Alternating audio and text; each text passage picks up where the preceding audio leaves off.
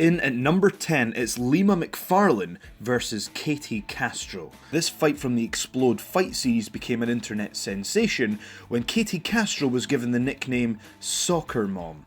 Castro was given the nickname by the wonderful folks of the online MMA community when it became clear that she had zero skills in striking or grappling. But not only that, she had a very interesting choice of attire for this bout against Lima McFarlane, because she wasn't wearing MMA gear or a rash guard or anything like that. No, she was wearing casual clothes, and it turned out it only took 10 seconds for Lima McFarlane to put Castro away in her third defeat in under 30 seconds. Now, obviously, Explode Fight Series came under criticism for even allowing the bout, and the owner returned with, "If it were not in San Diego, no one would care." Interesting defense there, as we move on to number 9. In at number 9, all the way back in 1994 from UFC 4, it's Joe Son versus the legendary Keith Hackney. Now, this was the very early days of mixed martial arts, where wrestlers and grapplers seemed to dictate where the fight was going to take place, and that seemed to be the case when Joe Son took Keith Hackney down to the ground. But there was also something else that was very different about early MMA, and that was that you were allowed to punch your opponent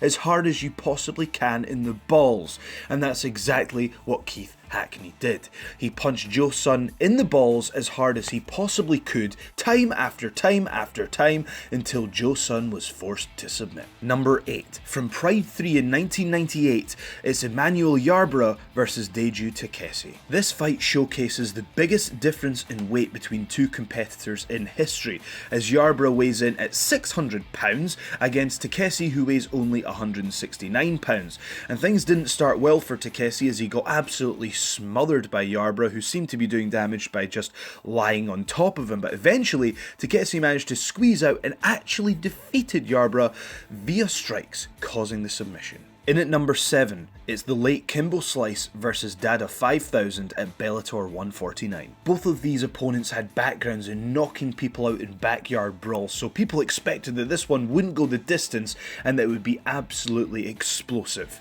They couldn't have been more wrong. Both fighters gassed immediately, and it wasn't long before they were resting on top of each other and just flailing their arms without really doing any damage or attacks or anything worth mentioning. But it has to be noted that in the lead up to the fight, DADA had to cut 40 pounds for the fight, and it ended up with a TKO finish, with some saying it was a knockout and others saying that it was just sheer exhaustion.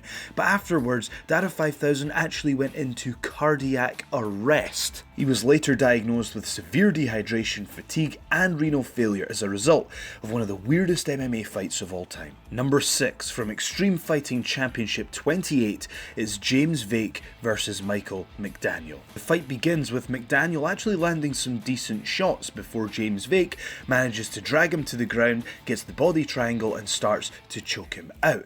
Now, McDaniel actually manages to fight out of this and reverse his position, ending up in the dominant stance as he backs away and inexplicably faints. The fight was originally declared a controversial no contest, but it was later overturned as a TKO win for VAKE, which is probably a good thing, as it deters people from, well, if they're getting beaten up, simply just faint and call it a draw. Number 5. Kyle Maynard versus BRYAN FRYE. Let me just give you some background here, because Kyle Maynard is actually a very inspirational individual indeed. He is the first quadruple amputee to ascend Mount Kilimanjaro without the aid of prosthetics, which is pretty amazing. He's been interviewed by Larry King, Oprah, he's even got his own Nike commercial, and to be fair, if you watch his amateur wrestling clips, he's actually very skilled given the circumstances. However, getting sanctioned to fight in mixed martial arts is a totally different thing. Unable to get a fighter's license in Georgia, Maynard decided to go to Alabama, where MMA is unregulated. Unfortunately, Maynard was unsuccessful in his MMA debut, losing a decision to BRYAN FRYE. However, you can watch the amazing journey in his documentary film A Fighting Chance. Number 4, from Pride 21, it's Don Frye versus Yoshihiro Takayama. Now, this is one of the most beloved MMA fights of all time, but it's also one of the weirdest, and the reason is, instead of using all the different nooks and crannies and possible options within the sport of mixed martial arts, it's almost like they had a gentleman's agreement to throw all that aside and let's grab each other's head with one hand, and with the other hand, let's punch each other in the face in unison as many times as we can until one of us dies. If you haven't seen this fight, I suggest you watch it because it's just absolute carnage, and if you can see the state of their faces at the end of it, you can appreciate the level of punishment that they were able to withstand for our entertainment. Number 3 from Fields Dynamite 2008 is Bob Sapp versus a fictional character. KINNIKU MANTRARO, or translated in English as Kid Muscle, is a beloved Japanese fictional character, and for some reason in 2008 someone thought it was a good idea for this character to face Bob Sapp. And it was to be promising amateur wrestler Akihito Tanaka who'd assume the role of Kid Muscle against this beast, because if you look at the fight there is a massive weight difference, and if you look at what Kid Muscle is wearing it causes you to think, what on earth am I watching? And the weirdest thing about the fight is that at one point it looks like the fictional character might actually beat the behemoth that is Bob Sapp, until Sapp finally gets on top of the action and finishes the fight like he was supposed to. Number 2, apologies in advance, this is getting pretty ridiculous now.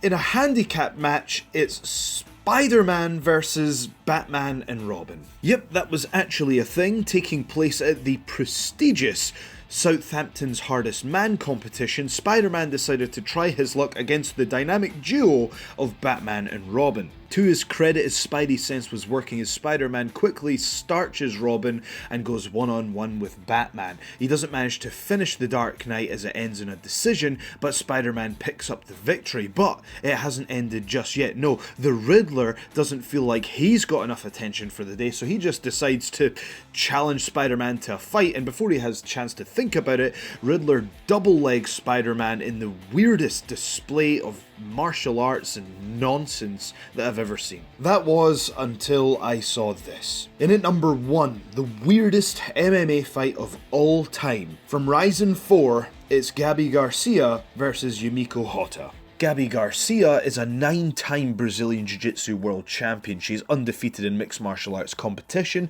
111 kilos, 6'2", and absolutely jacked. YUMIKO HOTTA is a 50-year-old professional wrestler who hasn't won a mixed martial arts fight since 1998. So in her mind, obviously the best strategy was stick to what you know, and rather than engage in a mixed martial arts fight, YUMIKO HOTTA just decides to start running the ropes time and time again until GABI GARCIA eventually chases her down and just brutally beats her. And it doesn't stop there, the weirdness continues with GABI GARCIA's victory dance when she exits the ring. So there you have it, that was the 10 weirdest fights in MMA.